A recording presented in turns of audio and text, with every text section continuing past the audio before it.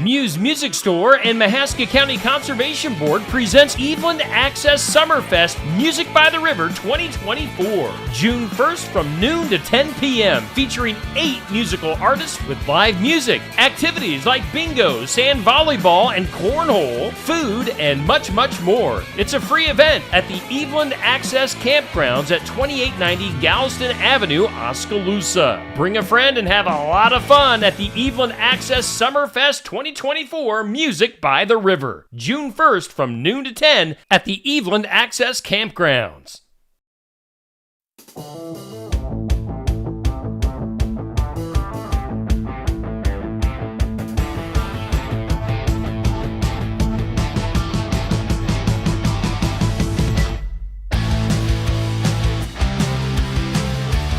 And welcome in to another exciting edition of Real Talk presented by New Life Community Church in Wellman, where this guy's the pastor, Aaron Fleming, and myself hanging out with you on a Monday. Aaron, what's up?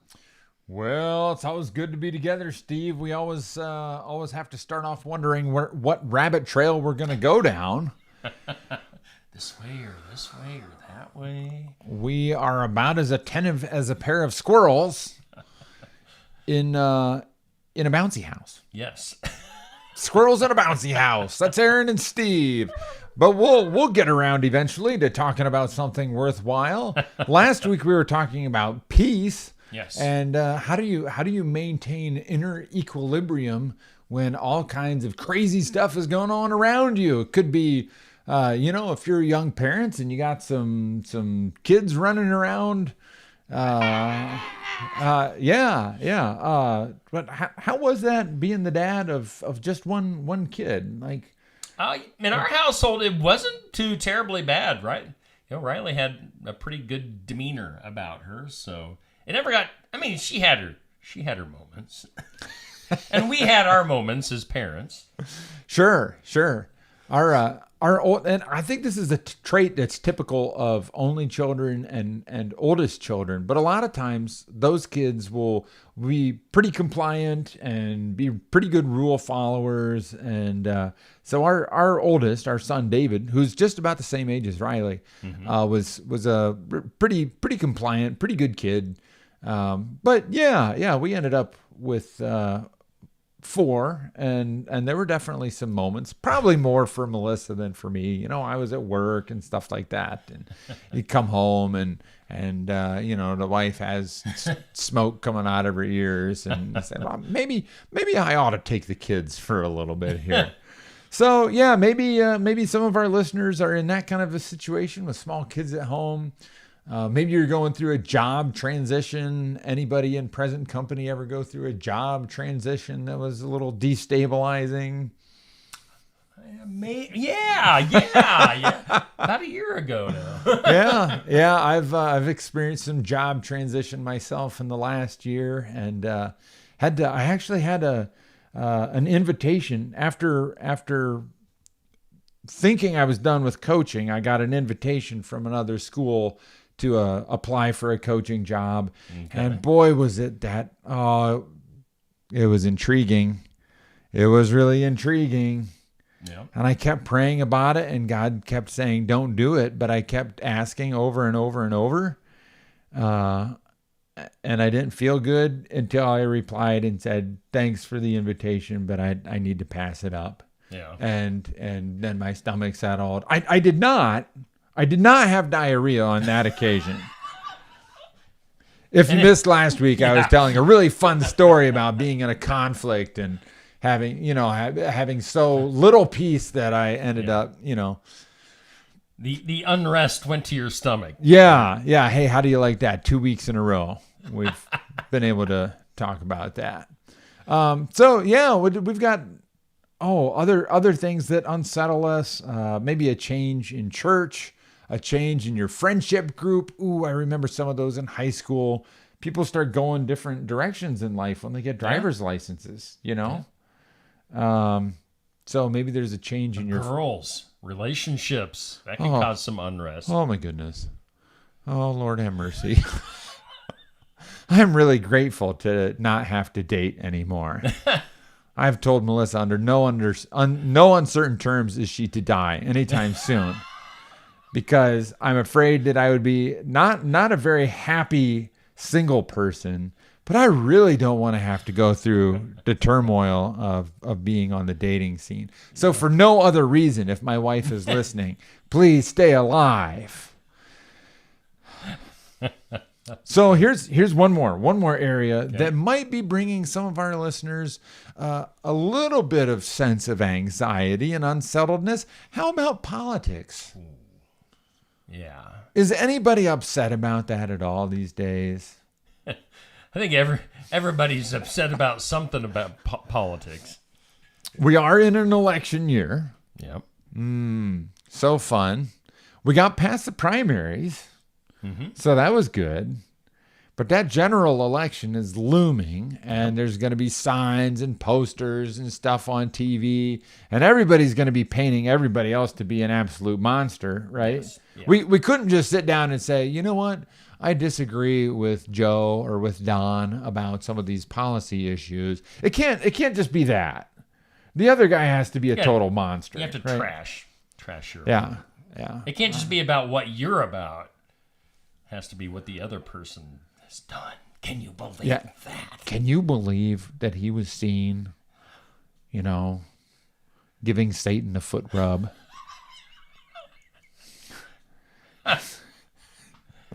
Oh my. So yeah, we're probably all a little excited. Maybe you live under a stone and you don't pay attention to politics, and that would be kind of a fun place to be. But many of us get kind of uptight about it. So I want to throw out a couple of ideas for our listeners as we get ready for that gear up to the elections this fall. I know we're still like 5 or 6 months out. We got a few months, but I mean, of course, we're seeing those political signs, especially for the local stuff, already all over the place. But yeah. Oh, sure. You guys have a sheriff's election here in Keokuk County. I don't think we have one up in Washington County, but we have, and we've got congressional races and county supervisors, and there's I think Washington County's been pretty calm, but Johnson County, if you read Johnson County news, there's been some excitement up there. And by excitement, I mean turmoil. And I don't mean to call out, places with tension, but it's going on everywhere, right? Yes. So here's some suggestions. I wanna suggest to us all that we think about, first of all, just vote your conscience. Like if you like to go to vote, if that's part of your pattern, vote your conscience. Don't vote somebody else's conscience. Pray about it, think about it, but deeper than that, identify the values that you are voting for. And if you can't do that, then maybe you need to wonder, maybe you've been swept up in some kind of media frenzy. Sure. But what are the values? And if you're a Christian, what are the values of the kingdom of God that you are that you hold close to your heart? And then if you're going to have a conversation with someone that disagrees with you, that's a scary thought. Maybe instead of just telling them that they're wrong and stupid and also ugly, and they smell funny, maybe as a society, if we learned to have conversations about our values and what is underneath your concern for, pick your issue, because there's a lot of different issues, and I want to urge people too to not be single issue voters. But if you are a single issue voter, be clear about the value underneath. So that's just kind of part number one. Okay. All right. So identify your values, vote your conscience, listen to other people, because even if you disagree with them, what they have to say, the reason they vote the way they vote, might actually make a little bit of sense if you look at it from their perspective. Just saying. Okay. And isn't it funny, kind of on that same topic, is usually when you talk to somebody like one-on-one, the conversation is usually pretty calm and people keep their cool. But boy, if it's on Facebook, oh boy, people howdy. get nasty pretty quick. something about being anonymous on the internet. And it just goes, and in Facebook world, it just goes on and on and on. Nobody is ever going to win an argument in Facebook. So what's the point? Yeah.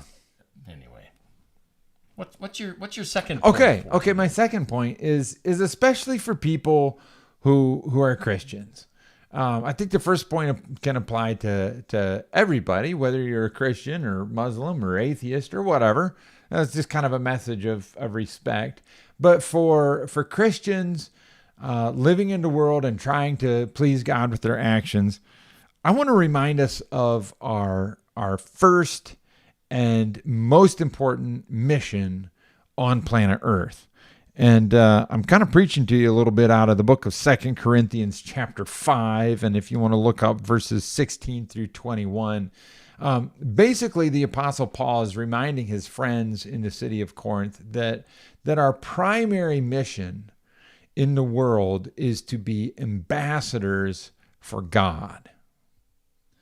So I heard another preacher put it this way, and I just thought it was really helpful, and now I'm passing it on to everybody I know, which is, if you don't know, it's the secret of being a good preacher is you listen to other clever preachers and just say what they're saying.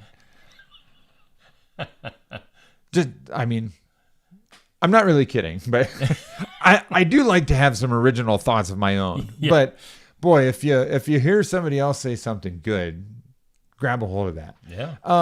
So he was just giving this example of what if by some strange twist of fate, the president of the United States called me today and said, Aaron, I would like you to go to Canada and live there and make friends with as many Canadians as you can and convince Canadians to be at peace with the United States.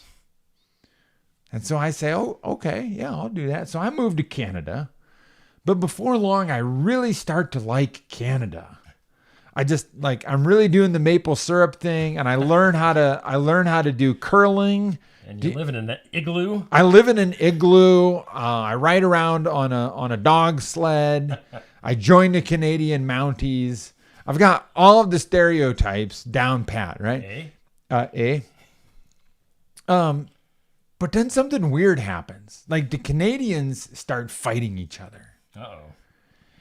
And I have decided that I like Canada so much that I forgot my mission, which is to make peace between Canada and the President of the United States. So instead, that's the job of an ambassador, right? So instead of doing that, I take sides in the Canadian Civil War. I don't think anybody anywhere can imagine Canada actually having a civil war, eh? I mean, you're going to ride a moose into Toronto, into the heart of Toronto. Right, and steal all of the donuts from their Tim Hortons or something. Maybe there's an argument about whose hockey team is better. I don't know, but this is a fantasy scenario here, okay? I'm right there with you. Leave me alone in my fantasy of Canadian Civil War. So I take sides in the Canadian Civil War, and I tell one side, you're evil and terrible and awful. And then I go one step further, and I say, and I'm speaking on behalf of the President of the United States and saying you're bad because you're on the wrong side of this political dispute.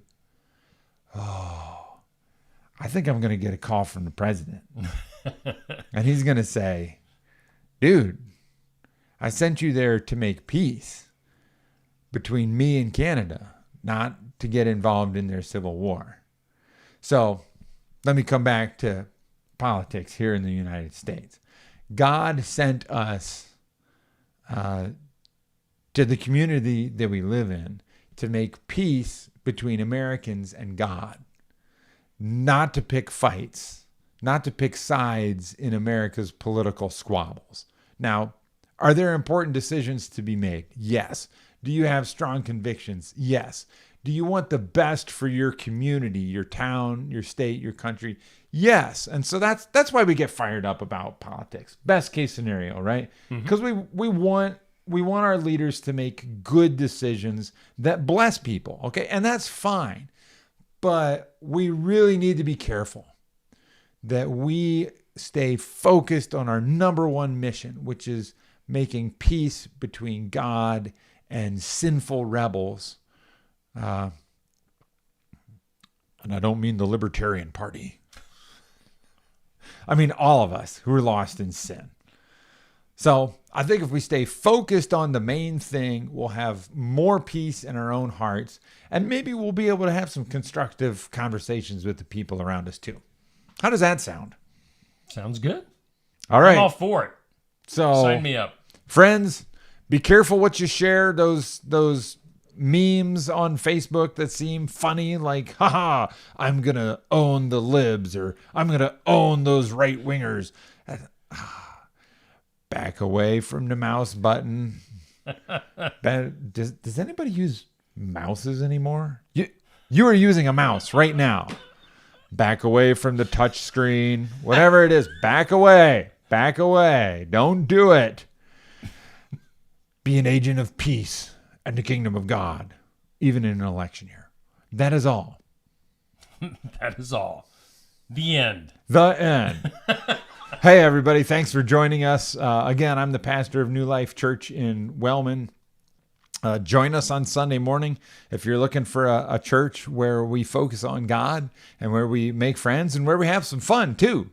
So, yeah. Hey, if you've got questions or comments, or there's a real talk topic you'd like to hear us discuss, give us a shout in the comment section, or send us a private message, or send us a letter in the U.S. mail, or tie a note to your dog and send it to Steve's house.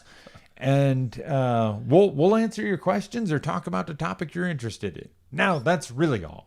All right. Sounds good. Well, Aaron, we'll see you here next week. And that'll do it for Real Talk, again brought to us by New Life Community Church in Wellman, Iowa. We'll see you next Monday.